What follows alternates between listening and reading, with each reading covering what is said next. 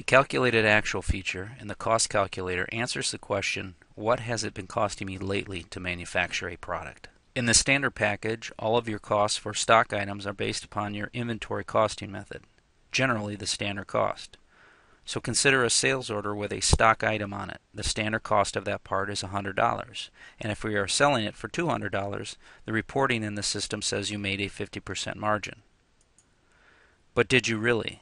The margin is based upon a standard cost of $100. When was that cost last recalculated? What if the last two times they purchased steel, the cost have gone up significantly? Rolling your cost every week is not the answer either.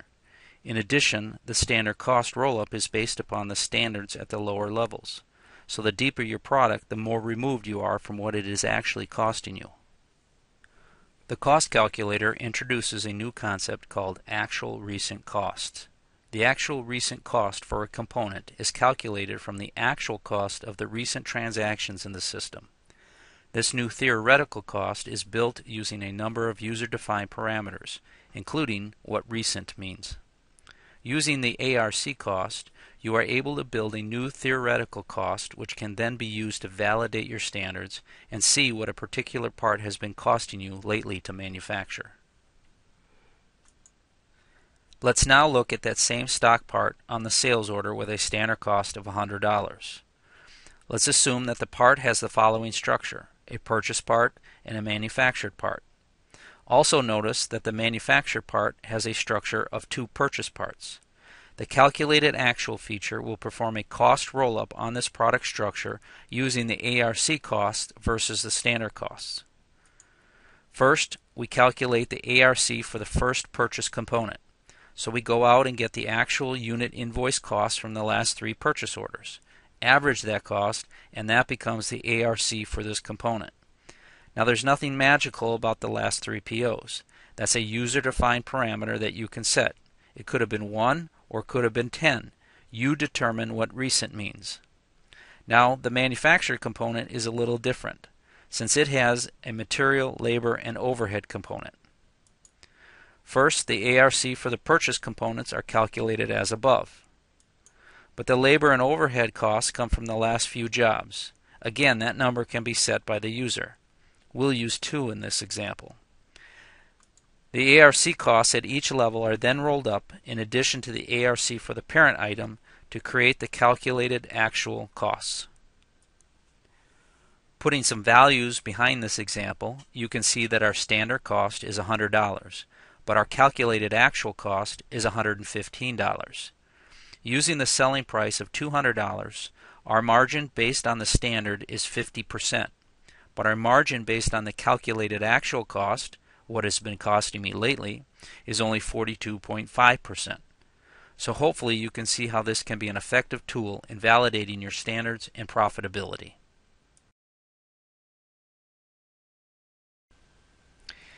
Now we're going to take a look at how the user interface of the calculated actual cost works. What we're looking at right now is some sales orders. We're looking at some sales orders, let's say, that shipped last month for a particular customer. And as we look at this, we see we have 3 sales orders out there, and we have a number of columns over here I want to point out. We have our Made2Manage cost, which is our standard cost in the system. And we also have our calculated actual cost. And we also are calculating a margin based on the standard and a margin based on the calculated actual. And for sales order 11, we see that we're doing pretty well. We're right on. Our actual margin is matching our calculated actual margin. The next line item down, we're pretty close. We've got a 30% margin here. We've got a 29.6% margin here. Not too bad. When we get down to sales order 73, however, we see that our standard cost is $1,872, giving us a margin of 45.7%. However, our calculated actual cost, based on what we've been doing lately, is only coming in at 21.9% margin. So let's analyze that particular sales order in a little more depth. When we look at that sales order, we see that we have 2 line items. Line item for WF201B and WF201W. Again, we're looking at our standard cost and margin and our calculated actual cost and margin. And here we see for this particular line, our standard cost is $1,206, but our calculated actual cost is coming in at $1,754. So instead of a 45.2% margin, based on what we've been doing lately, we're only making a 20.3% margin. So this is pretty good. This is telling us that we got some problems with these particular sales orders. But the next question that comes up is let's go in and find out why. So by right-clicking on this particular number, I'm going to bring up my part explosion for that WF201B. And as our explosion comes up here, we see that it's a fully indented rolled up bill of material report. Okay, so costed bill of material report. So as I look at this, I see here my top level components. I have some assemblies out there. I have a CS2004B, which is made up of some parts. I have a CP underneath that. I have a CP2090, which is made up of some parts. And then again, we just start analyzing these. So when we're looking at the steel down here, we see that our steel is coming in at our calculated actual for steel is $14.52. However, our standard is only $13.40. So again, we see a problem here with the price of steel. Obviously, the price of steel has gone up lately. So when I right-click on this calculated actual cost, I want to bring up the detail of how it calculated that $14.52. When I click on the detail, it's bringing me up the purchase orders for steel, and it's bringing me up 3 purchase orders. And again, the reason it's bringing me up 3 purchase orders, that's how I have my parameters set. Again, that number can be any number you want to set it to. I've got mine set to 3. I'm considering the last 3 purchase orders as recent. And as I look over here at the unit costs, I see that we've been buying steel at $1 a foot, $1 a foot, but this last time we bought it, we had to buy it at $1.25 a foot. So that's averaging those 3 numbers up to $1.08. And as I close that window, what it's doing is taking $1.08 times the 1340 and coming up with the 1452. Whereas our standard in Made2Manage is really only $1, and that's coming up with the 1340. Likewise, as I move up the ladder here, we see the assembly of that particular part. It's costing me, lately it's been costing me $47.30.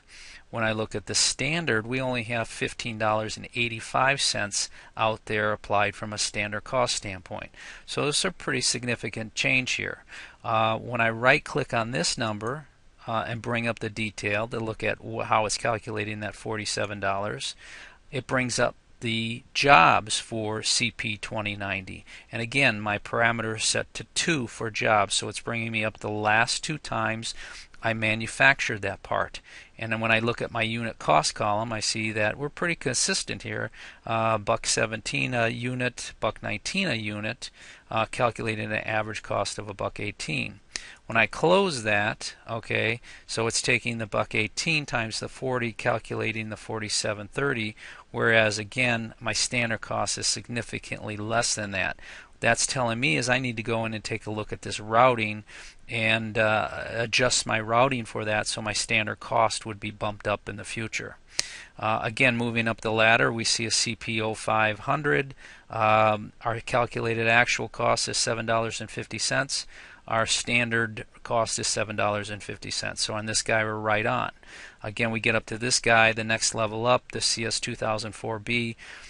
We see $71.25 versus our standard cost of only $7.30. Again, if I right-click on this, bring that up, it'll bring me up the last 2 times I manufacture that job, and bam, right away I see a big problem here, a big jump from 87 cents to $13.38. So that's again looking at our routings, what's going on. We need to go in and analyze our routing a little bit better to see, what cost is correct here. So hopefully you see that when we're calculating these actual costs, we're not just leaving you with a number at the top saying, okay, this is this number and that's that number. We're giving you full drill down into how we calculated this number at any level of the product structure.